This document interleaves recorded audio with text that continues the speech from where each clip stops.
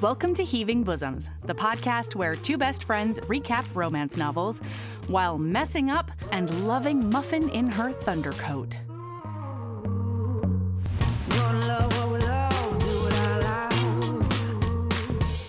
Stack our shelves with the clinches out. Shout it from the rooftop, can you hear the sound? Yeah. Live your best life, love it out loud. Love it out loud. Hey HBs! Spring has sprung, y'all, and that is one thing getting me through a timeline I didn't think could get worse, and yet somehow has.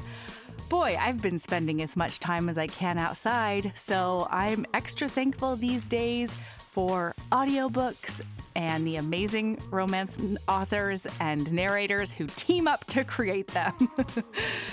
Actually, it might be time for a Devil in Winter re-listen because it's St. Vincent season, y'all. In fact, this week on the bonus feed, Sabrina and I are doing a St. Vincent Day roundup. Mostly it's about the ways in which we're channeling St. Vincent this year, you know, whether it's self-care, being cozy, or showing that care to people we love, especially when it comes with some snark. We've got some wonderful people who have joined you here on Patreon recently, so please help me roll out the red carpet for them. Welcome, you svelte, spectacular, shining stars. Gigi, Karina L., Ariana, Jessica B., Alicia, Elise N., Thundercat, Demo Crazy, Shayla, Molly, Hunter E., Molly A., and Viv. We're so happy you're here. Thank you for supporting us. Thank you for joining us on this wild ride, and I hope you love it. All right, HBs, for reasons that will become clear in the early part of this episode, we're doing 2 St. Vincent books in a 2-week event. Because, you know, St. Vincent always provides. Here's our recap of The GRUMP NEXT DOOR by Kendall Ryan.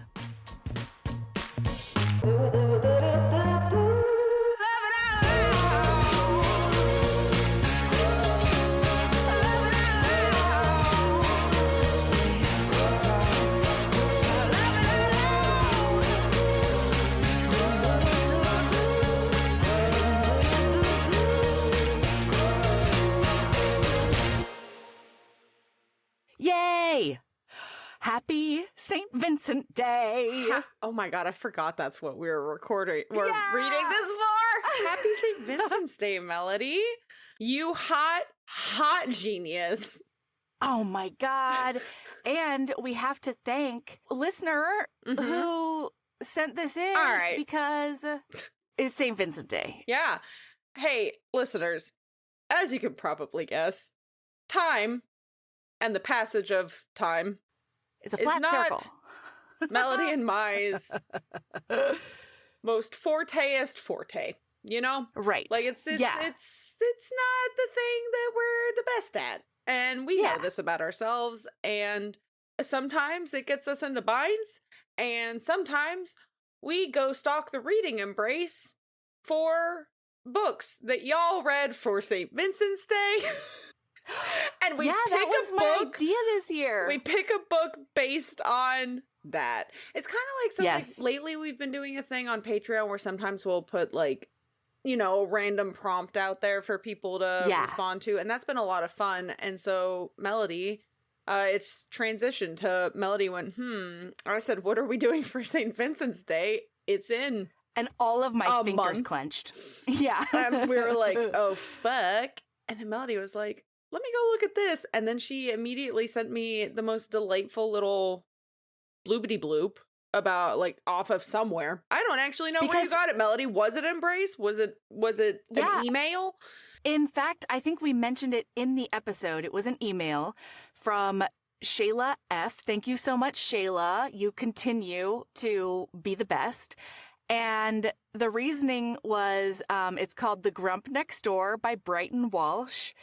And the reasoning was any 40-year-old man who says he wants to see and use all the toys you have, give you 10 orgasms in one session, builds a library for all your romance books, and says he's getting a vasectomy because you don't want any more kids after your one kid from your teenage pregnancy, is a St. Vincent in my book.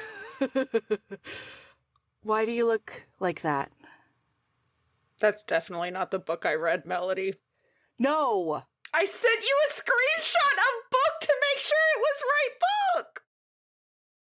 I know. And I said, yeah, because it was right book.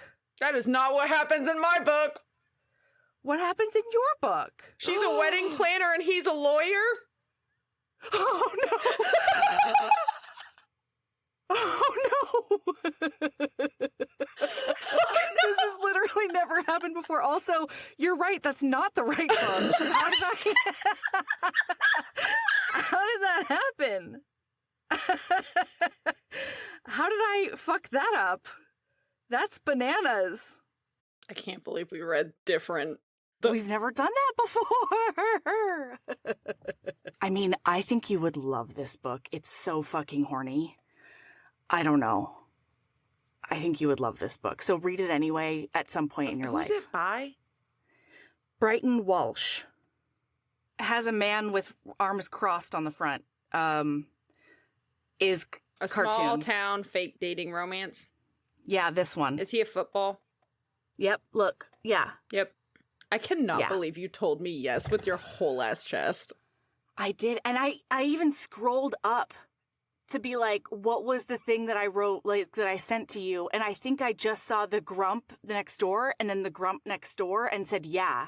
I don't know what happened. Check us out. Check out the way that we can turn lemons into lemonade. Honestly, this is one of our ADHD superpowers. You know what I mean? Oh, yeah. Oh, yeah, for sure. Just being like, oh, I fucked up. Gotta make it work. Okay, HBs, we figured it out. Look, I apparently was so not detail-oriented that I totally confirmed the wrong book for Sabrina. The author is not the same. The cover is not the same. It's not the same summary, even close to the same summary. Oh, nothing's the same. Okay, listener, let me tell you what happened, okay, from my point of view, because April Fools? Question mark? Half St. Vincent Day? Yeah, but and in St. Vincent fashion, we actually worked it out so it's better for us now, kinda. Yeah. St. Vincent always provides. Okay, listener, I looked up the name of the book, The GRUMP Next Door. Yeah. And Melody is the one who found the St. Vincent's reason. So, like, I didn't know where she got that. I couldn't look it up myself. So I did take a full ass. There were like 8 books called The GRUMP Next Door. And I don't know how I decided. I questioned if this was the one. I don't know why I chose this one to be the one. I just did. And I did send it to you. A full listener, I need you to know it wasn't even like, it was a full screenshot of the book. It is very clear the title, the author, the cover. Yes. Okay, I am going to push back a tiny bit, okay? Because in my defense, when I sent you the idea... The name and the author? It had the author, it had the whole reason in there. I believe that is absolutely the truth. I don't know why I picked this one to send you. I mean, this is I don't know why I confirmed it when it's not even the same color scheme of a cover. Nope. You know, nothing. Melody, I think nothing fired for me. Melody, I think the funniest part of this is that the entire time I was reading, I almost messaged you multiple times to be like, man, this dude doesn't really give off St. Vincent vibes. Like, I wonder why they put this in St. Vincent. God. And like, he doesn't not give off St. Vincent. Listen, I'm not as into St. Vincent as yes, HBHQ historically has yes. been. You know, like he's not my favorite Lisa Kleypas. And that's okay. I do still love him. And that's okay. But like, I'm wondering if it doesn't give off what I would consider St. Vincent vibes. Okay. Because like he falls too fast is what it is. Okay, yeah. But yeah, he is, as the title suggests, a grumpy bastard who is waylaid by love and is an awkward potato. And by awkward potato, I mean an emotionally stunted man-child about it. Yeah. And so he's not St. Vincent. Sure. No, St. Vincent can be whatever you need him to be, is really the bottom line. And that's part of, like, the draw for me, I think, because when I think of St. Vincent, I think of some sort of asshole. Like, the original St. Vincent is, like, a charming, funny asshole. And then, you know, this one is, he's just grumpy, right? He's just, like, real stern. But my St. Vincent provides in unexpected ways. Okay. Or like when you in that case, he definitely counts as a St. Vincent in this book. Totally works. Okay. Hey, listeners. Great. So our little record scratch moment was Melody and I desperately scrambling to figure out how to make this work because we did our schedule. 3 different books. Our schedule is not only jam-packed as far as recording and podcasting is concerned. It has also been jam-packed lately on a personal level for both of us. And so we're my kids have just like been home all the time. It feels like recently. And I'm looking forward to spring break in a couple of weeks with white knuckles. But guess what? St. Vincent's Day this year is turning into a 2-week extravaganza with 2 separate books. Get stoked. And I hope I do this justice. Yes. Wait, so Shayla, hang in there.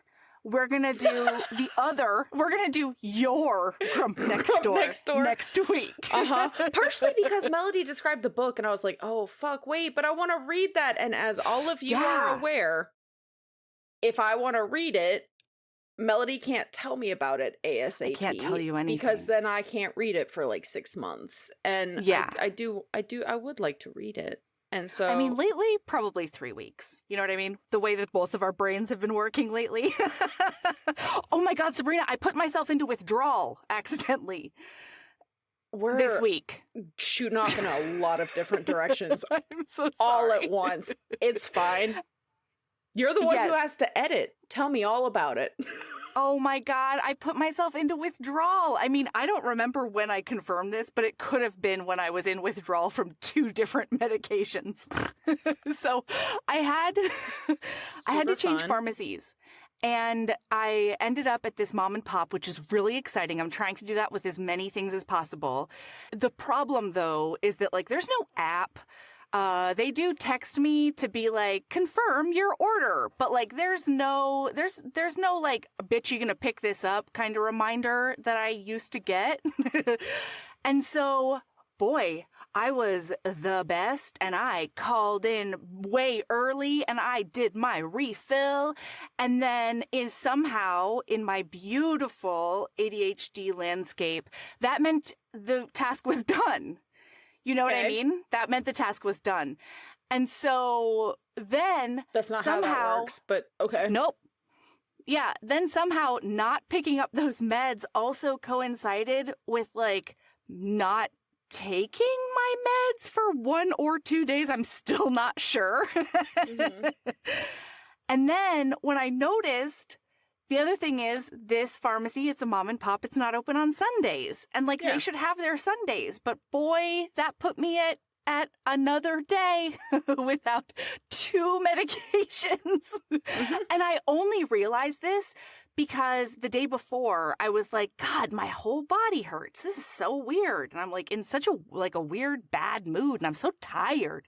what is wrong with me? I was on my foam rollers. I was stretching out my back. I was like, why do like my deep hips hurt? You know, like it's not just I ran or something and then all of a sudden, you know, my ligaments are weird. No, this is like deep in my joint, like a pain. And then of course, I probably didn't have at least one of those meds for a cool 4 or 5 days.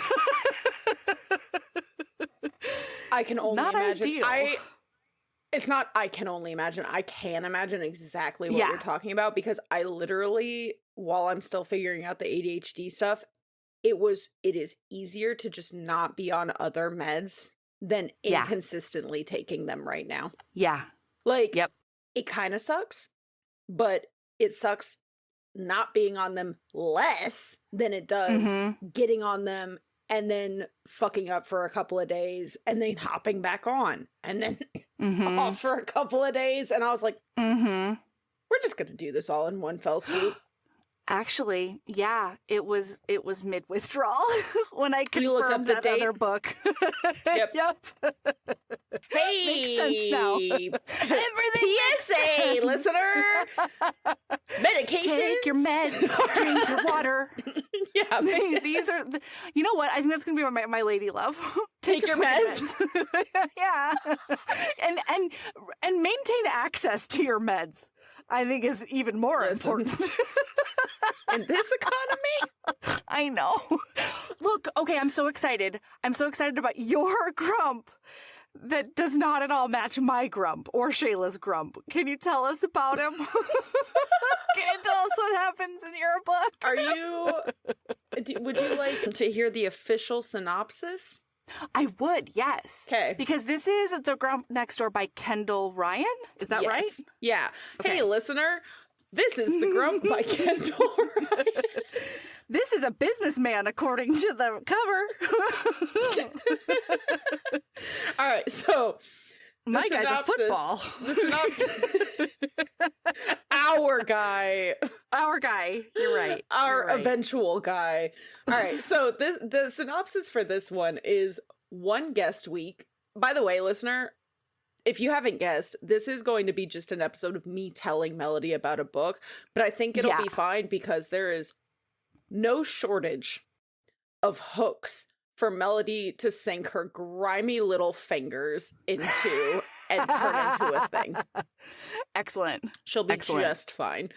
Also, this is just such a side note, but when I was reading, there were multiple times where I was like, oh, I should make a note on that.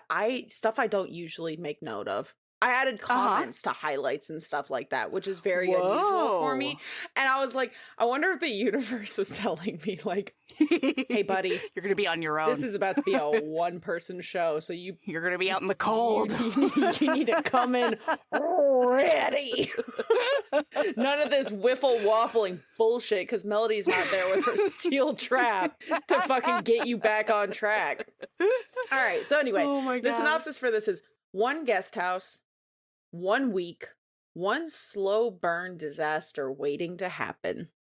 Okay. Dean Whitaker has zero interest in weddings, fairy lights, or the perky woman currently turning his guest house into a scented candle crime scene. He's a divorce attorney. He thrives on prenups, logic, and not getting glitter on his suits. Poppy Monroe is a wedding planner with a checklist for everything except how to survive living next door to a hot, brooding, tightly wound lawyer, aka the groom's brother. They're opposites in every way except for the undeniable chemistry neither of them wants to talk about. Their mission? Survive 1 week of wedding chaos. Her vibe? Sunshine and glitter pens. His vibe? Whiskey and restraint. Opposites attract, then they combust.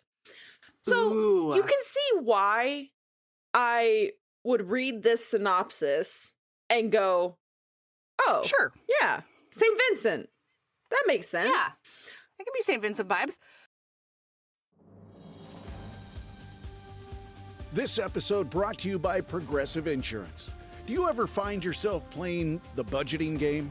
Shifting a little money here, a little there, and hoping it all works out? Well, with the Name Your Price tool from Progressive, you can get a better budgeter and potentially lower your insurance bill too. You tell Progressive what you want to pay for car insurance, and they'll help find you options within your budget. Try it today at Progressive.com. Progressive Casualty Insurance Company and Affiliates. Price and coverage match limited by state law. Not available in all states. Isn't she renting his cottage or something? Or like she has to do something on his property? Is that what it is? Same for mine. And ours soon. And ours also has an original wound that directly impacts the conflict. So this guy also has like a wound per se. Yes. Although I do have the comment, and I'm kind of sad you haven't read this book, because I was going to ask you, like, do you feel like that thread just got dropped? Totally dropped. Never picked up again? Like, did I miss something? I don't think I did, but maybe I did. Anyway, that's not going to happen. So guess what, listener? That's a thread that's going to get dropped and never picked up again. As far as I'm concerned, anyway. All right. So we like open up immediately. We are just in it. Okay, Melody. So we open up. Dean Whitaker hang on, let me change my font size and stuff because I have to move things around because this is a lot more complicated. I'm so sorry. No, it's fine. It's also sorry on my part. This is our fault, comrade. Thank you so much. That's really generous of you. This is our fault. All right. So, dang, I was really excited to hear about your thoughts on the chapter names too. Oh my God, devastating. Well, because like I didn't actually look at that, but like every once in a while I'll clock one of them and I'd be like, oh, those are entertaining. I'll bet Melody's gonna have something interesting to say about chapter names. Anyway, so we open up hot, listener, because Poppy is rolling down. She is in a rental car, and that rental car is not the sleek SUV that she was supposed to have rented. It is in fact a disgusting hot mess of a rental car with like crumbs still in the back. It's like some old tiny sedan. Things have not gone according to plan today. No. While she's in this car, she gets a phone call from her wedding planner boss, and she's fired. Quote, "No. Why? What?" Her response was, "Wait, what?" And she's like, the Goldman wedding was perfect, and her now former boss says to her, "You let the mother of the bride's Pomeranian eat half the cake. You seated the groom's mistress at the family table. I didn't know she was. And you told the bride's father to," and I quote, "shove his suggestions up his trust fund." Okay. That one I did do. So, like, objectively, other than that last thing, I would argue it's not her fault. But she's still fired. She lives in California. She flew out for this wedding, and that's why she's out here. Okay. Because this wedding is in New York. Poppy, wait. Was she being sarcastic when she said the Goldman wedding went perfectly? Because, Poppy, even if it wasn't your fault, that's a hot mess. It's what that is. If that is your idea of perfect, I gotta buckle up more. I gotta, like, strap in. I feel like there's just a lot of things that happen behind the scenes at weddings that none of the guests are ever aware of. Maybe. I don't know. That doesn't include the cake being demolished by a furry gremlin, though. I would argue that, like, why the fuck is the mother of the bride's Pomeranian there and not on a leash? Absolutely. How did it get on a table that high? Also, who tells their wedding planner, "This is my mistress, don't sit her with the wedding party"? But also, like, the implications behind that are that the mistress is that marriage close. Is fucked anyway. Yeah, like this is a bad marriage. This is a bad beginning. No, totally. Yeah. Like, frankly, if the mistress it seems is like getting, Poppy might have done them a favor. but if the mistress is sitting at the family table, that means she's got to be like a family friend at the very least, right? If not, like a second cousin. The second cousin sit at the No. family tea? Okay. No, I feel like second cousins are relegated to like the back, the periphery. Oh God. You know? I don't know why is Good maybe Lord. she's a best friend. Oh my God. What if she's like a best friend? Oh God. What if she's like a bridesmaid or like one of the groom's people? Oh, no. Oh no. No, that would be so bad. Oh God. All right. We are like 1% into the book. So I'm so sorry. No, don't be sorry. It's just, I just have to question Poppy's judgment on the fact that that was a perfect event. I would agree that it's not a perfect wedding. I would also argue, though, that it's not worth getting fired over. Yeah, and Poppy probably made all of it work, you know? Based on that's her job. Based on how as the on-site wedding planner. Based on how she makes this fucking wedding work, now that she does not have a fucking team backing her, and it is a one-woman fucking show for an extremely popular influencer that she met on the internets, who this is going to be like all over the internet whenever she's done. Oh God. Yeah, and she makes it work. Yeah. While fucking a new Forever man. No, that happens after. It's Whoa, tell me everything. Slow burn is right, at least as far as like set. We get like some smooches until 80%, and not even like hard smooching, like a little bit of smooching. Sabrina, okay, I just have to let you know that is very satisfying in a certain way. But you get to look forward to fucking in chapter 3, and the fuck fest, the one night is a cool 2 or 3 chapters.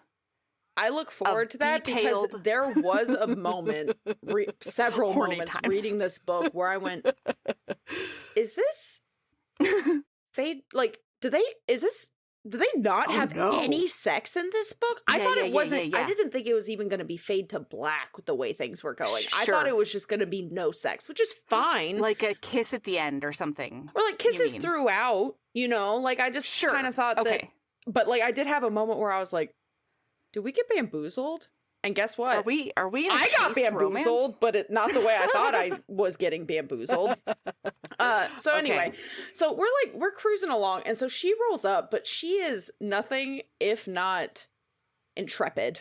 You know, like she's gonna make this work because she's like, okay, but like, don't fire me. I have the Lynn wedding this weekend or next weekend or whatever, because she's flown out to.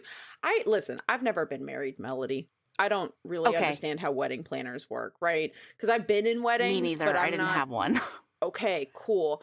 I've only ever been to weddings where like you just plan it. The couple plans it. Mm-hmm. Yeah.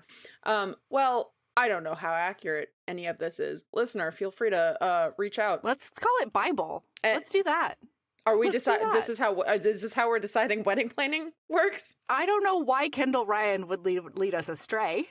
You know what I mean? Let's just decide. Listen, this could have. Okay, listen. I very much enjoyed this book. I will probably, when I'm in the vibe for this kind of book, look up some more Kendall Ryan, possibly. Yeah. The writing style is unusual. Okay. Compared to a lot of what I read, just because it is a lot of very short sentences, a lot of like one line, one word paragraphs, right? Like it's an extremely long book as far as like length of page, but a lot of that I think is just that there's not a whole lot of words necessarily per page. Got it. So it's very much it's the way brain thinks, right? Like it's not so much exposition on page as like you are in character's head, because it is first person dual POV, and so it is like in her head. For example, she's thinking, I stare at the road, hands white knuckling the steering wheel, my chest feels too tight, like someone's sitting on it, like I can't, no, and that like it's her. Oh, and it's first person present. Yes. Yeah. Whoa. Yeah, so it's just a little unusual, and there's just some things that I clocked that I didn't make note of, but while I was reading, I was like, I don't think that timeline makes sense. Or like, you said 6:30, but now it's supposedly 7:21, and you've only had like 3 lines of dialogue, so I'm not really sure how that worked. You know what I mean? Like just some of the more specifically logistical things that I am a person who tends to get caught up in and then decide I don't give a fuck and whimsy pass. Yes. There's just a lot of that in here. Okay. So she's a wedding planner. She's basically flown out to New York for a wedding 10 days before the wedding is actually happening on Dean's property. Yes. Okay. And she gets fired from the company they're contracted with? Well, or is this an independent situation? I don't understand how this works, but apparently when she signed the paperwork, as far as I'm concerned, I think this might be fraud. So it's a good thing she ends up with a lawyer before the court case comes back to bite her in the ass, because I feel like she could probably get sued over the fact that she signed this contract with this influencer under her own name instead of the company that she was working for. And so I don't know. That's a fireable offense, I don't know probably. that technically she has a team anyway, even if she hadn't been fired, because technically this feels like wild wedding planner fraud, contract fraud. Or at the very least, like, I hope her company doesn't have a non-compete, you know? Yeah, right? She didn't sign a non-compete. Listen, golly. Like, we're bringing up some things that I had a lot of questions about, and it is never handled, answered. especially because the last time she talks to, because unsurprisingly, the wedding ends up going off with hitches, but it goes off well. And she gets a call from her boss when everything starts blowing up on social media during the wedding. I can't believe it got back to her that fast. Also, like, did her boss not have any questions about the fact that she never got a call for an event? She never got a call about the wedding planning for an event that the person who was supposed to do it is now fired for. So, like, did that lady like find someone new? Who did she think was handling event? If it was an independent operation from the start, like, did she have to take time off? Like, what? None of this super lines up. That's okay. It's fine. Yeah, so there's a lot of whimsying. Yikes. Okay, let's do this. Okay, so she's in New York on his property. She's going to do wedding times, and suddenly she's alone. She steps out of the car, and she steps immediately into something that was at once a creature. I don't know if it's a rotted animal on the driveway or if it's poop, but she steps into something with her fancy Louboutins that took 3 paychecks because she, you know, fake it till you make it kind of thing. And because she does bougie California weddings. And so this is like her armor, right? I have a lot of questions about her finances just because, like, she said that it took 3 paychecks to pay off Louboutins. But then later she's talking about things where she's like, oh, well, you know, I did this, and that. She literally has an all expenses paid trip to Italy the day after the wedding. She is flying from New York post-wedding to Italy for her first vacation in 3 years. And I'm like, apparently she bought the villa she's staying in. This is when the questions, because she said the thing about the Louboutins, and I was like, okay, so she's like a lady on a budget, right? Like California, I get that. So it didn't really come up again until way later in the book when she said something that made me go, hey girl, why did it take 3 paychecks to pay off Louboutins when you stated now at page 316 that you're staying in a villa that costs more per night than most people make in a week? Oh, more per night? Per night. And I'm like, she's talking about her $800 Louboutins, which I don't know how much Louboutins cost, but like $800, if you can afford a villa for a week, that's not a 3 paycheck situation, because guess what? It seems like this is kind of like you're getting a little burnt out at your job, so you got this week-long vacation for the first time in 3 years. If it takes you 3 paychecks to pay off Louboutins, then girl, you've been planning this trip. You've been planning this trip since you started the job, because you must have been burnt out from day one, and you're like, in 3 years. In 3 years, I'm going to go to Italy and stay in a villa that costs more than most people make. Oh my God. Yeah, okay, right? So, like, this is an example of, like, some of the disconnect that I was running into. Sure. Where something would get said, and I'd be like, that's a weird thing to say. And then later in the book, I'd be like, that is no longer a weird thing to say. That is a thing that no longer makes sense. One of these does not make sense. Yeah. Okay? One of these doesn't track. Because, like, there's also no comment on, like, she got a good deal on it. She got maybe it was, like, one of her old happy clients' villas or something. No, she specifically states she has this, and that's just the villa. That's not the plane ticket. That's not the food while you're there. That's not like, vacations are expensive. When I went to England for that was with me for 36 hours. No. When I went to England for 13 days. Oh, yeah. Like, I was in England for 2 weeks, and granted, I was staying in a place that costs way less than that, with like a bunch of my friends, but that was still like a $4,000 to $5,000 trip, right? Between ticket, stay, and then also like just living. Yes. Yeah. Especially when not to mention like souvenirs or activities or that's what else. Exactly. Like, I don't know how Louboutins and 3 paychecks, but goddamn, you're going to fucking Italy for, hey, you know what? Maybe that was her number one savings goal. And listen, I'm not here to judge her finances. I am the last person to throw stones in this glass house because I, with the way the economy is, I don't particularly want to pay the medical copays to throw that stone, you know? Yeah. Yeah, I hear you. Anyway, so she gets there and she steps into this thing and we immediately open up into them meeting for the first time because she gets there. Ivy is... And he tells her she smells terrible. Ivy is the influencer. Wait, and Ivy does that really happen? Is messaging... He tells her she stinks. No, not exactly. She's like, "Hi, I'm Poppy Monroe. Like, I'm the wedding planner." And he looks at her, doesn't smile, and he just says, "I assumed you'd arrive earlier." And she's like, "I would have, but my flight was delayed and the rental car situation was character building." And then he like flicks his eyes to her foot that is currently stepping in dead something.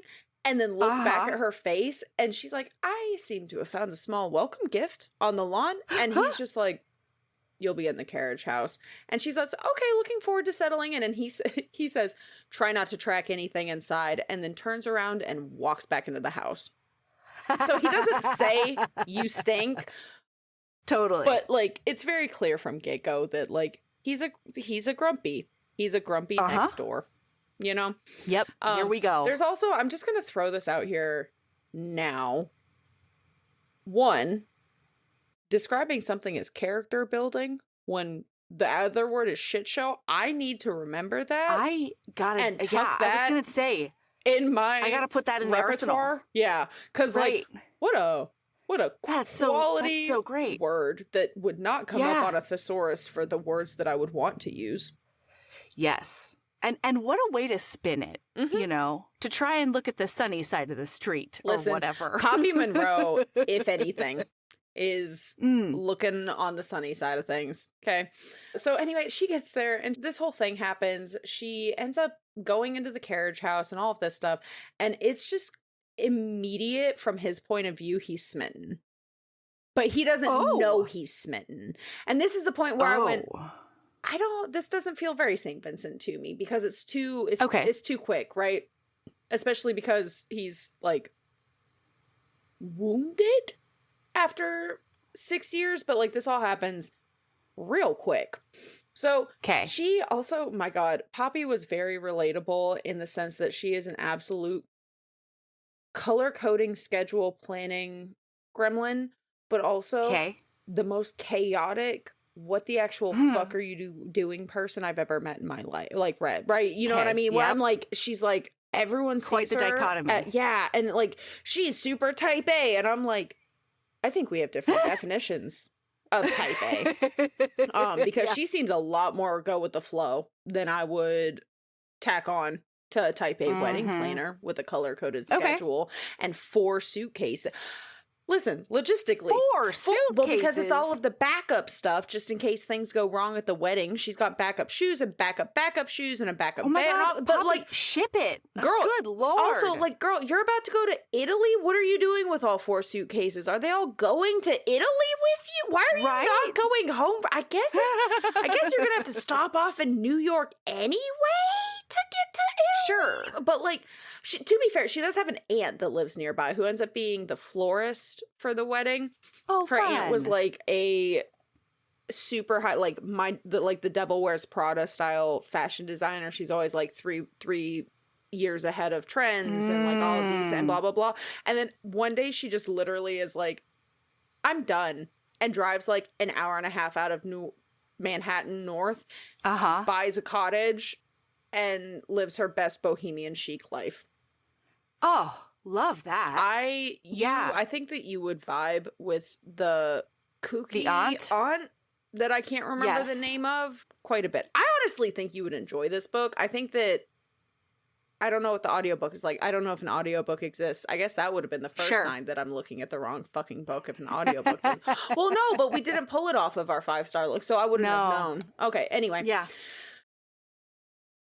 But yeah, so Poppy is like real just on brand for you and me though, because she thinks to herself, I have a week and a half to make it look like I have my shit together. A week and a half to figure out how to plan the best wedding anyone's ever seen. Should be fine. What, it's not everything's fine. Well, it is. But all of the logistical stuff leading up to the wedding, I guess, while she's there like getting the tent in place and all of the chairs and livestock. So she just has to coordinate all of that, but it does sound like she's starting from scratch with the way that was phrased.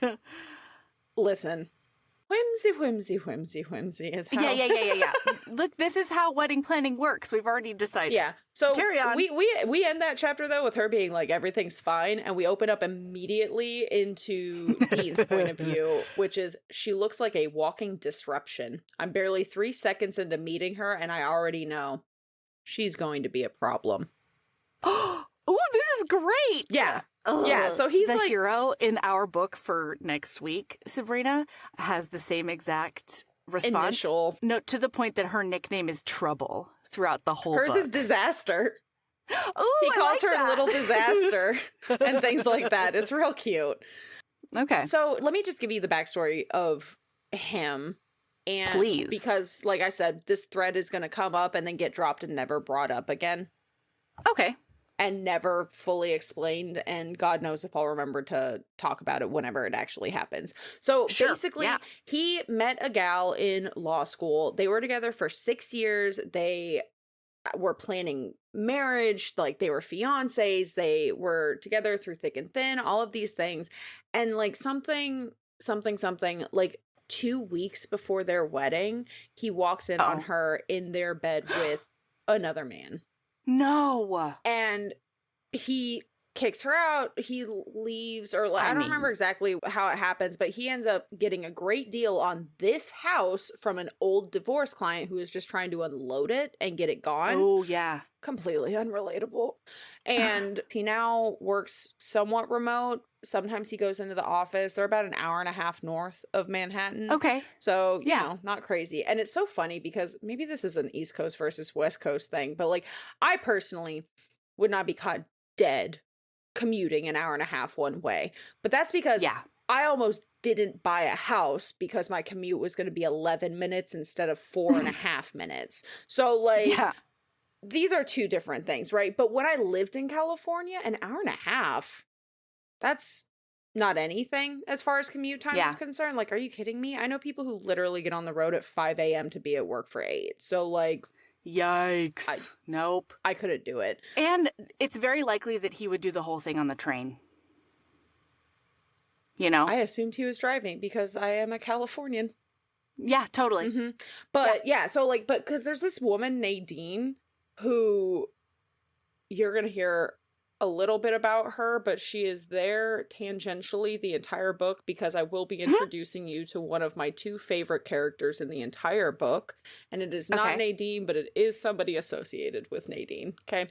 Fair enough. So, because at one point she makes a comment like, oh yeah, he moved out here, but like, he's never been like everyone's telling everyone's business, by the way. Like immediately people meet her and they're like, let me tell you all about Dean's history and what I know about it. And she's like, cool. Nice. Why are you being fucking weird? I've been here for 36 hours, Nadine. Sure. What the fuck is wrong with you? I don't need to know this. But anyway, so his backstory is that he put all of his shit into storage.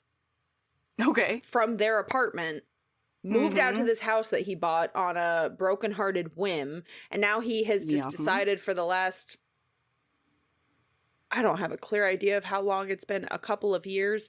He has been stone cold. I'm going to be the youngest partner at the firm and like fuck love. And like, I'm a divorce attorney, like, and he's a divorce attorney on top of all of it. He's really like, fuck love. Yeah. So he's got an ice cold heart. Yeah, except it's not even close to, there's no thawing of this ice cold heart, because it turns out we learn when we meet one of my two favorite characters. Three favorite characters? Did this person have kittens or something? No. What's going on? We'll get there.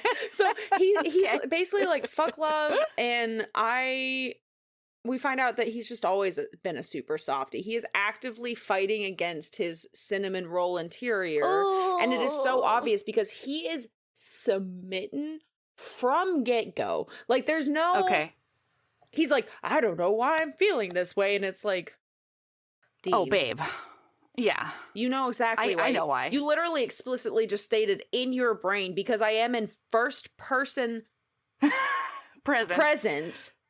You know what's happening. If you are as good of a lawyer, as intelligent and thoughtful of a lawyer as you seem to, everybody else seems to think you are, and you seem to think you are, you know what's happening. But he's like beating it back into the closet, like, nothing to see here. Yeah, fucking just beating with a bat back. So anyway, he gets here, they're just kind of going, because he immediately is like, I can't handle this. And I think it's the biggest thing is he sees her as a distraction, because he knows, oh yeah, she's going to be a problem. Not in a trampling all over my property way, the way he expresses verbally and internally, but for a hot, sexy, curvy wedding planner who's living in my guest house kind of way. It's all temptation all the time.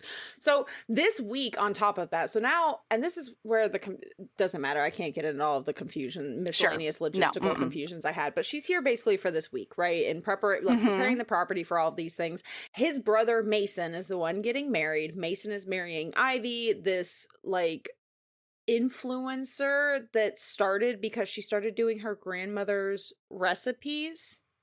Aww. And like learning her, and it's like, I think the name of her channel is like Cooking with Nine, I think, or something like that. And it's learning all of her grandmother, like learning from her grandmother how to cook like her family's and her grandmother's recipes. And then like her grandmother no longer, I don't know if she's dead or if she's just not on the channel anymore. That was an unimportant fact to me, I guess. Sure. If it ever got discussed, because like I said, there's a lot of things that get like brought up and then never concluded to a level that I am content with. But anyway, so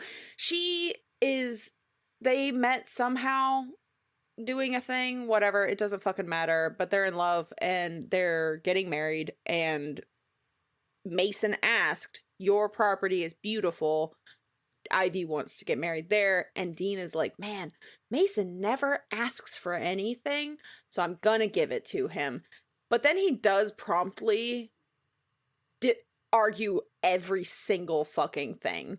He's like, I know I told you anywhere on the property, but not the front lawn, even though that you explicitly stated in all of the plans for the wedding that it's happening on the north lawn, because the lighting and the blah, blah, this and that. You can no longer do that because liability. That is his favorite fucking word. I'm pretty sure the word liability gives him a hard on with how often he says it, and that this is just a week-long edging experience for him. Because his concern over the wedding and people tripping down that hill and dying, and then his house insurance going up is intense.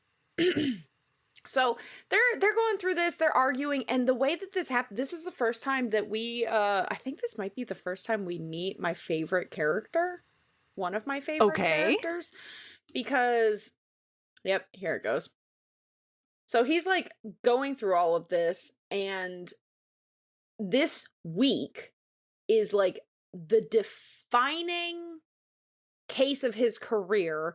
If he does well in this case, he will be the youngest named partner ever at this law firm, et cetera, kind of thing. Okay. And so he's like, I really gotta be like on point. And now there's this distraction, and of course, and blah, blah, blah, blah, blah. And like, oh God, I'll deal with it. And then we meet my favorite character. One of them anyway. Her name is Muffin. Oh. She is we're, you know what? Let me just read it to you. Uh-huh. Because he finds out he's like on a deadline for this case, and then we learn about that, and then we hear the scratching starts just after 6. 2 short huffs, 1 long. Then a pause, just long enough to make me think she's given up before the snuffling starts again, lower to the ground like she's trying to inhale her way under the door. I exhale through my nose and open it. Muffin waddles inside with all the self-importance of someone who pays rent. She does not. She wears the thunder vest again, which probably means someone in the neighborhood used a leaf blower today. Her toenails click against the hardwood as she trots toward me. She's small, but overweight, like a beige throw pillow that occasionally farts. You weren't invited, I say. She sneezes once and flops dramatically onto the rug, letting out a long performative groan, panting like she's run a marathon. She hasn't. I close the door behind her. I thought you were staying with Nadine this week. Muffin belongs to Nadine, a woman who lives 2 doors down and treats HOA violations like war crimes. Somehow, despite our mutual disdain for the human race, Nadine and I have reached a silent truce over her dog, which is to say, we share custody of Muffin now. Against my will. She spends more time on my porch than she does at her actual home, and I've stopped pretending to care. Mostly because she has separation anxiety, and a complicated relationship with the weather. Also, Nadine swears her calming CBD biscuits, quote, work better in Dean's energy field. I don't have an energy field. I have caffeine, high blood pressure, and a growing suspicion that Muffin likes me better than she likes her actual owner. Not that I've pointed any of this out to Nadine. So, like, immediately we realize, like, oh, he's a softie, for sure. And, like, just this dog runs his life. So, like, that was a pretty long quote that I just read you, but, like, that was a very good example of why I don't give a fuck about all of my logistical questions, because this is just a fun book to read. Like, totally. There are some authors that first person present makes me want to gnaw off my own arm, like 98 hours later I am stuck under a boulder, right? Mm-hmm. This is not one of them. I had a great time. I was like, I don't care. Let's boop boop boop boop boop. Let's do it. Yeah. So we meet Muffin, who is, you know, runs on CBD and farts, essentially. Yeah. And she is by far, she spends as much time on page as any other person other than the main characters. Like, I would argue that Muffin is on page more than anybody else. There's also a character that we'll be meeting eventually that it was just so funny. There was a lot of laughing reading this book. So I love that. Yeah. She rolls in, she's like doing her thing, and we learn about Muffin, and then all of a sudden we are back in Poppy's point of view, and she hears a soft snort from the doorway of her guest house, and we get a better description of Muffin, because Muffin has come to call. And there, standing just outside the screen door, is possibly the roundest dog I've ever seen. She's got short legs, shaggy fur, ears that stick out like fuzzy triangles, and some kind of vest velcroed snugly around her middle like a canine corset. Her face is part gremlin, part angel, and her entire vibe screams, quote, emotional support animal with zero training and strong opinions. End quote. Whoa. Muffin is probably my favorite character. George is I don't know, George is on the same level though. So basically shit starts going fucking crazy, right? Like basically from get-go, because hijinks abound. Yeah. By the way, when reading this, I kept looking at the percentage because I felt like we were getting through the plot real fucking fast for me to be at 20%, 30%. I was like, this feels like this should be like 60%. Because in my head, the end of the book was the wedding and the immediate aftermath. No, all of that is done by like 70%. Because the third act climax is not happens in Italy. It's like mid-Italy. It's like right before Italy and then him. We'll get there. So he's like, she's basically just running around with like a chicken with her head cut off. She's getting all of these things figured out. Also, then she's on the phone with her best friend Cece semi-regularly. And I guess Cece is also a wedding planner who was flying. I got a lot of... I do have another logistics question because Cece is also a wedding planner, and when she talks to her on the phone and is like, hey, I got fired, Cece's like, yeah, I know. She called me 10 minutes before she called you. She offered me your job, basically. And Poppy was like, what the fuck? And Cece's like, I didn't take it. But then I'm like, but then Cece shows up and is now helping in this wedding at some point, like in a couple of days. Did she quit in solidarity? I don't know. She's also like staying in the guest house with Listen, there's a lot of time. There was a lot of whimsying logistics in this, and like sounds like it.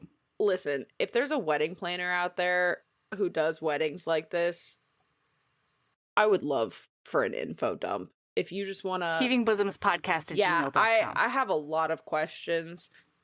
I don't know that email will be the most effective way to answer these questions, but like, do you ever have that where you read a book with, I mean, I know you have because we've talked about it, but you're reading a book and you're like, I don't know anything about this job, but something here doesn't seem this career, but this doesn't test. Yeah, like I don't know anything about this, so I could be wrong, and this is what it's like, but I have a lot of questions, and it's not like when I read a book with a developer or a mathematician or a software engineer, and it's like I clock something and I'm like, that's not how that works. But like the average person who doesn't have degrees and do it for a living wouldn't clock it, right? Because it's just like it makes sense for book reasons, and like, but they're still not going to clock it. I clocked weird thing, right? I'm not a wedding planner, but I was definitely clocking stuff where I'm like, this doesn't seem right. Anyway. Hey, do they ever interact again, do you think? Or is it all Muffin? Who? And wedding plan, the two MCs. Oh, do you want to hear about that? Do you want to hear about them interacting instead of my logistical question? Love that. So she ends up like taking the pupper back to him and is like, hey, I found this. I think it's yours. And he's like, yeah, that is mine. Thank you. Actually, he's like, no, that's not mine. That's Nadine's. And she's like, okay. He's like, but you can give her to me. And she's like, okay. Fucking weirdo. There's a lot of red, like, as far as I'm concerned, there's a lot of red flags happening with this man, okay? Indeed. Yeah. So, like, it's so funny because from his point of view, we see so much of him talking to Muffin. Oh my God, this is a Muffin. This episode is going to end up being about Muffin and George because I love them so much. You haven't even met George! So, he's basically questioning all sorts of things. He's talking to Muffin, though, at one point in this time period where he's like, she's just chaotic. Yeah. And I don't know what to do with her. And she's just a lot. And I don't think that I'm into it. Spoiler alert, no. He is into it. The entire time, Muffin is snorting and farting in agreement or disagreement. And he's like, listen, I know you think that, but this is not how it goes. And he's like, excuse you. That is not like the interactions with Tina. I think this is just a Muffin episode. I'm so sorry. Muffin is the Muffin, this CBD driven sausage of a dog is one of the highlights of my week. Like, is that my lady love? Can my lady love be Muffin? Absolutely. The CBD snarfing fart machine. Yes. Oh my god. I fully co-sign this decision. Yeah, well, so then we meet Poppy's aunt Gloria. Gloria, that's her name. Gloria, who is the florist. And I don't think that Cece is here quite yet, but she's talking to Gloria, and Gloria immediately clocks like something's up, and Gloria's like, so how about that lawyer brother? How's that going? Yeah. And Poppy's like, how the fuck do you know about him? Nothing is happening. And Gloria's like, Hudson Valley is small. I know all about him.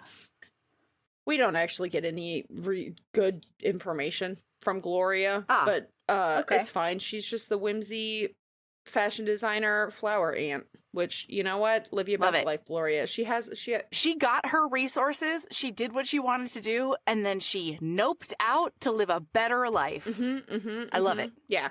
But so she does give her a little bit of information, which is not like crazy information, but basically that like he has a reputation even in Hudson Valley, which is the place that they are, as a big Manhattan divorce attorney with a high profile firm, and he's impossible and then Poppy speaks up and is like, he's impossible, handsome, annoyingly perfect, and gets hard-ons for phrases like liability, risk, and revisit the terms of use. And I'm just not into it. Meanwhile, she's into it. For sure. Obviously. And yeah. They're talking, and basically she's talking about how he's just a cold bastard, essentially. And Gloria is like, okay. Yeah, wounded cold bastard. That's not gonna come up again. And, quite the iceberg. And so basically she gets teased by her aunt a ton, but now like, she's like, I know a little bit more about this divorce man who's trying to ruin the wedding. It's like, he's not. Y'all, you figure it out. It's fine. Everything is fine. Yeah. None of this is the end of the world, Poppy and Dean. Yeah. Both of you, I need to sit you both down and take your precious faces between my palms and get really uncomfortably close and tell you, this is not These are the end of the world. You have already been fired and are committing contract fraud. The least of your concerns is the hot brother. Yeah.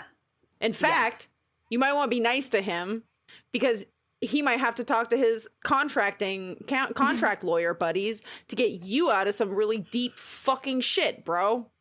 Yeah. Anyway, so she gets home and we meet George. All right, tell me everything about George. So, Poppy, this isn't her fault that this happened. Okay.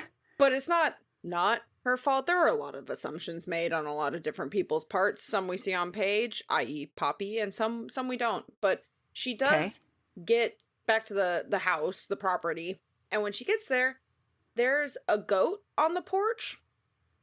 Oh. And the goat is eating one of her table runners for the wedding. Okay. Which brings up more questions. Hey, wedding planner HB that's definitely reaching out so I can ask lots of questions. Is it normal when you're setting up the wedding over the course of 7 days leading up to the wedding for things to just be outside? Yeah, do you store your table runners on the porch? Well, but like later at one point, the wedding is still in like 3 days, and there is a centerpiece that gets toppled off a table. And I'm like, you literally had a sexually charged fight with a tent in a storm to make sure it didn't fly away. And you have centerpieces on tables in this area? Girl, what are you doing? But anyway, so there's a goat, and he's chewing something, and she's like, whoa, why is there a goat here? And she's like, hi, that's not yours, while trying to figure out what the fuck is happening. She's like, okay, looking around, like, who the fuck left the world's worst prank on Dean's front porch? And then she goes, oh no, is this my goat? And she goes to her phone, and she is scrolling through her email, and apparently she sent a mood board to a small local farm down the road because Ivy's really into farm to table. And she reached out to, which this is a little dark to me, but she's really into farm to table. And she sends a mood board with the subject line, a rustic chic reception idea. I read it now like it's a confession note. I think it could be magical to have a couple of small goats wandering the cocktail lawn. Very curated, natural energy. The photo ops would be incredible. Plus, the bride is a chef and a very farm-to-table. Let me know if this is something you'd consider. There was never a reply to this email.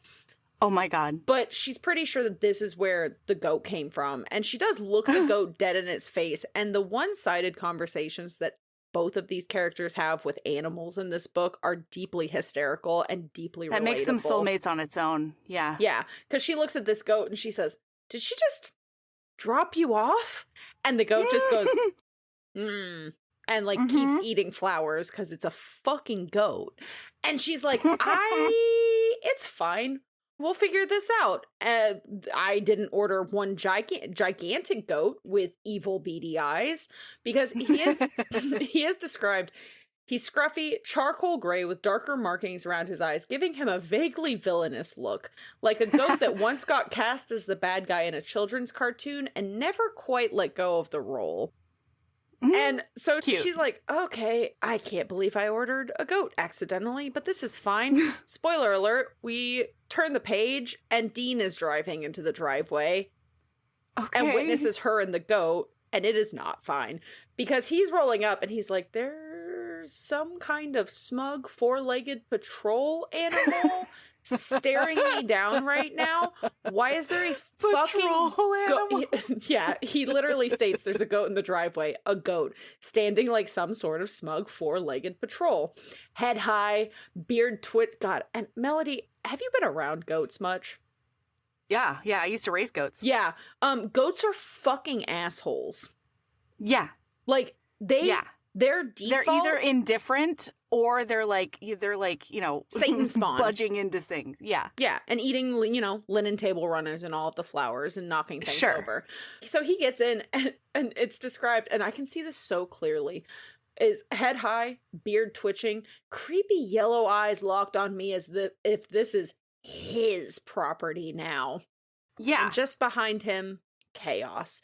Which, if you come across an unexpected goat, that's basically what you're going to run into, because he is looking at Poppy in the middle of the lawn. She is barefoot, covered in mud, holding a broom. What? And she's desperately trying to get this goat, which is currently standing on top of a folding chair. She is like, oh my God. She has, like, her sundress is clinging to her because she's covered in water, and because we find out later she fell in the mud and then hosed herself off to fix it. Oh my God, but she still wasn't done dealing with the goat. This is why I'm like, yeah, type A color-coded planner lady. Like, what?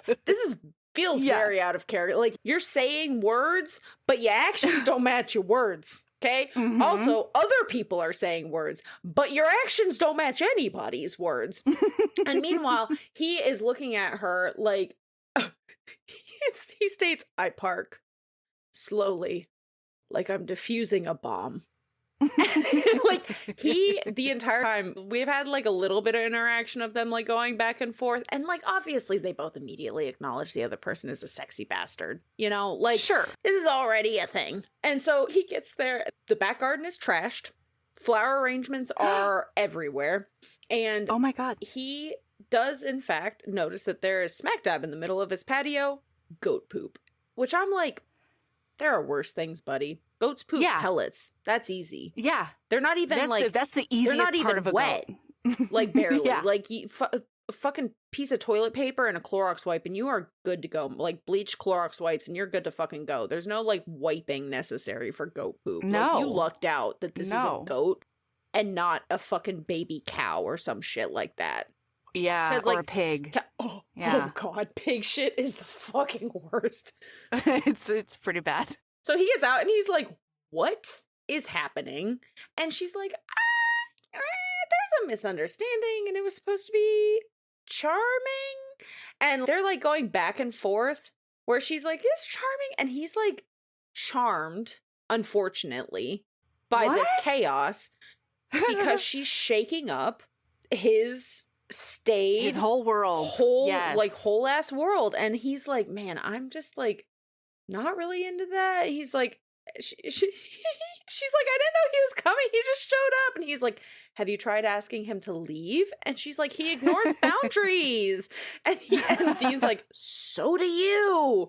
And she's like, okay, you know what? That's fair. But like, it's not like I could just ungoat this situation. Wait, she didn't actually order the goat though, right? No, she sent a mood board to a local farm, which I, again, argue it is extremely dark to message a local goat farm and be like, hey, this is a farm to table wedding. Can we have some of your goats for aesthetic? Yeah. I guess saying aesthetic makes it better. But it is... Wait. So that was the impetus for this goat? That is arrival? Listen, there's a lot of things that get picked up and never properly explained in a manner in which I am accepting of. And this is one of them. Because it is basically hardly acknowledged later. Because, spoiler alert, later they finally get somebody to come pick George up. Because they do name him George at some point. Because he becomes a staple character of this book. He gets picked up at one point, and then they're like doing something later, and when they look out the window, it's like, I know what you did last summer style, George is back. What? Yeah. He just found his way back? Yep. And now they have a goat. But no, that's not how farms work. It's not how farmers work. Mm-hmm. That's not how rental places work of any kind. Hey, guess what? From get-go, that's not how any of this works. Somebody just dropped a fucking goat off in their yard, Melody. Without ever talking to a human that would be responsible for it. There wasn't even a response. That would be like we get emails, we get emails from people promoting books and stuff, but we don't do books like that on pod, right? Like, it's not, it is a listener choice, it's an us choice, etc., etc. That would be like them sending us that email saying, hey, check out this is our idea, would you be interested in blah blah blah, this is kind of what we're thinking, and we never respond to it. And they're like, oh yeah, Heaving Bosoms did an episode on that, and like, you should go check out the link, and like it got talked about all of the none of us discussed this. It would be like them sending us that email and then us never responding, and then all of a sudden coming home to 3 cases of advanced copies. Oh God, that is what that would be. That is more like what it is. That sounds like a fucking nightmare. What do I do with all of these books? Yeah, just baffling. Except 3 cases of books. Not going to eat the centerpiece. It doesn't poop everywhere. Or Or Or my favorite thing, God, we are 60 pages in. I'm going to have to fucking cruise through a fair amount of this. Yeah, I was wondering about that. But the lead up is basically the lead up to the wedding is the important, because like not a whole, like it's a lot of them just going back and forth, like being grumpy at each other. Sure. Right? Yeah. But we do get this gem because this is the first time that George meets Muffin. Oh. Because he ends up bringing her inside after the goat is figured out.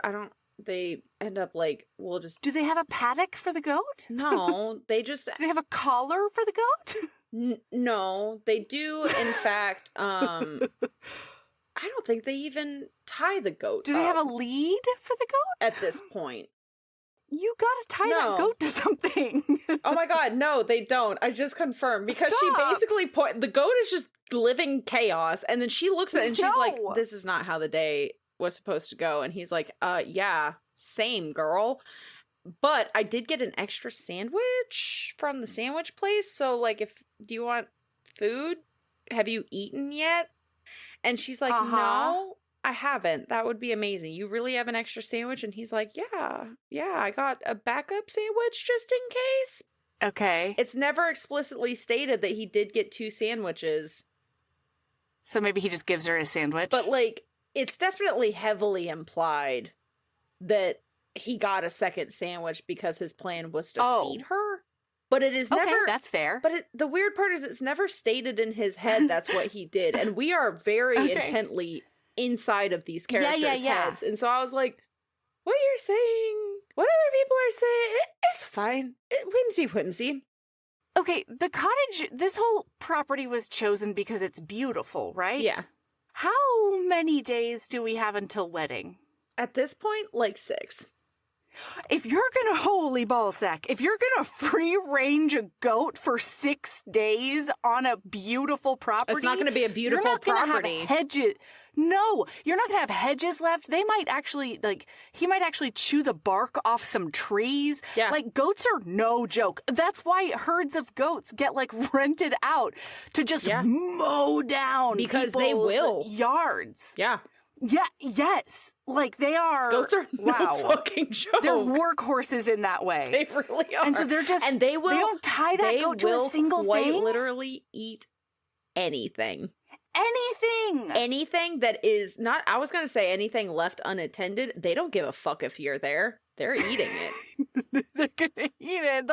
They'll taste it at the least. And look at the little nibble. Yeah, and they only have 6 teeth, but by God, those teeth are fucking chompers. They do work. They do their version of taste is our version of a mutilation. Yeah, very efficient. Yeah. So she ends up going inside, and he gets her. She gets changed, and he brings the sandwiches to her house. George, who is as of now unnamed, is just off wandering. Good Lord. He brings the sandwiches to his guest house, basically, and walks in. And he is so fucking frustrated because it smells like candles and vanilla and her. What a crime. And her things are neatly stacked, and there is evidence that she has lived in this place and didn't treat it like a museum. It feels homey and lived in because she's there. Okay. And yeah. She's his new definition of home. He just doesn't know it yet. Exactly. And he's mad about it. He's so mad about it. We're 58 pages in. So he brings her the sandwich, and it's so cute because he's I had a backup. That's his full excuse. I had a backup sandwich. That's not a weird fucking thing to do, but also it's not a weird fucking thing to do. I regularly, if I'm ordering food, I'm ordering for 2, and that is going to be at least 2 or 3 meals. That's the plan. Nice. And so he ends up feeding her this, and she's like, Dean, are you being nice to me? And he says, I'm legally required to offer aid in a crisis. And she's like, dear God, and laughing. And then they're eating, and it's quiet, and they're like, maybe this wedding won't kill us and everything's fine. And then there is a crash outside. No. Oh, God. And when they look out the window, George is on my patio table, but this time he's not alone. No. George stands on the table, and Muffin is there too. I'm so sorry. A lot of my quotes are George and Muffin quotes. Just about Muffin. George stands on the I do have some swoony quotes later, don't worry. I hope so. George stands on the table. It's just so funnily written. I had to have a record. No, the descriptions are really good. Oh, yeah. Get ready. George stands on the table, and Muffin is there too, at the base, staring up at him like a fuzzy, thunder-vested war general. One paw raised, silent, unmoving. George munches on a stick. Muffin growls, a low, slow, threatening little rumble that suggests she's finally had enough. Is this happening? Poppy appears beside me and gasps, Are they having a standoff? Looks like it. George flicks an ear, hops in a slow circle, and makes direct eye contact with the dog. Muffin stays rooted, gaze locked, vibrating with judgment and 10 pounds of CBD-powered restraint. I think she's about to snap, I whisper. She's trying to protect her turf. I respect that. We watch in silent horror as George casually hops down from the table. Muffin launches. Poppy groans and covers her eyes. This is a nightmare. I reach for the door. Oh my God. No, I say, this is Tuesday. And then they do handle all of these things, right? So they end up like dealing with the goat stuff. And when I say that, there is one paragraph of description and then we zippy zap to the house is finally quiet again. So they did something. So Muffin and George are mortal enemies? Yeah. Is what I'm hearing? Oh. I was expecting them to be pals. Yeah. And then we have a little conversation where he is talking to Muffin again. He got scolded by Nadine because Muffin does spend more time with Dean than anybody else.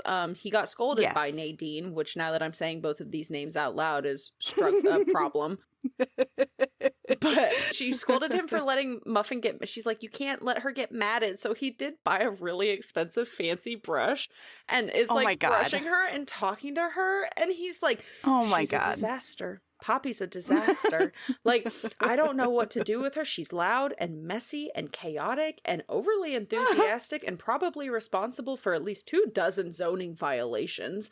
And she talks with her hands constantly, like she's conducting an invisible orchestra.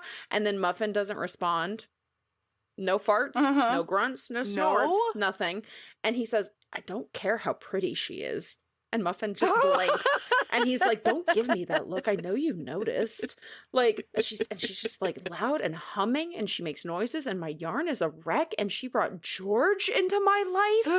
And like, she's just awful. And now she's got a goat, Muffin. And he says, George is complete and a total dick. That she agrees with. A low grumble rumbles in her chest. Like, Muffin is so important to me. I want art of George and Muffin showing down, you know? Like little Wild West boys, like her CBD powered thunder vested war general and him just being like, yeah, I've got a fucking stick. Like, I just love them. So we end up going through this and he ends up just absolute crazy because he's trying to deal with the fact that he has this 1 week to do this giant life-changing case where he either makes partner or no longer has a job as far as he's aware. And it's the same week as his brother's wedding that he's hosting? Yeah. This is bad Define hosting on everyone's part. It's more like he gave permission fair. And now is being, how the turns have tabled. Are Ivy and his brother around? Not yet. Or have they just fucked off into oblivion? They're supposed to be here 2 days before the wedding. Okay, that's bananas. All right. I don't really understand where they live. Carry on. But it's fine. So he's doing legal stuff in a hurry. But he's very distracted. And then he does do... What do you think you would do, Melody, in a situation like this when you don't have any friends? You can't talk to your family about all of this because they are getting married in 3 days or like 6 days on your property. Who do you go to for advice? If I need counsel? Or an event. Or an event? Or to vent. Oh, or to vent. I mean, I think only Muffin. See, that's where you and Dean differ because Dean does decide that it's the best option is to write a post on Am I the Asshole Reddit. Oh my God, Dean. Oh my God, I love an Am I the Asshole. I do too. And they're like never real. 99% of the time, but like they're just so delightful to read and just nobody can prove that to me. It just makes me feel better about myself as a person to read them a little bit because I read that and go, wow, things may be hard, but at least I'm not this person. Yeah. Absolutely. Or whoever. Okay, so what's the Am I the Asshole? So he basically is like, hey, am I the asshole for wanting to evict a wedding planner from my guest house who's turning my property into a 3-ring circus, open parentheses, even though I technically agreed to host the event, close parentheses, question mark. And then there's a whole description where he's like talking about all these things. He's like, and like, she moved in a few days ago to oversee operations, quote unquote, on the site. And like, since then, my dog seems to prefer her. And a goat showed up and never left. His name is George. No one knows where he came from. Apparently he's a quote vibe. And like, she's been burning scented candles in the guest house. It now smells like a vanilla crime scene. She sings while she works, sometimes to the goat. And it's basically just him complaining. And like, this is a terrible week for this to happen. Reddit really does its thing in this book because there are a bunch of really funny comments that I could totally see being on an Am I the Asshole? I did highlight a few of my favorites, like Lil Muffy 96, who says, "Wait, is this the guy with the Thunder Vest dog? I've been following that saga on our Dog Free, Small World," which that means he posts about Muffin. Oh, he's all over Reddit, is what he is. Yeah. Then there's Gay Uncle's Revenge, who says, "Sir, you are not asking if you're the asshole. You're asking if it's okay to be in love with a woman who smells like vanilla and organizes for a living. Yeah, it's okay." Yeah. Another one is from Two Glass Rosé. Plot twist, the goat is the officiant and you're the groom. I've seen this movie before. There's also Passive Aggressive Duck, who says, "You could have just said I'm in love with a chaos goddess, but no, we had to get here via goat poop and candle rage." And then incredible. My favorite is Goats Are People Too, who says, "George did nothing wrong. Team goat."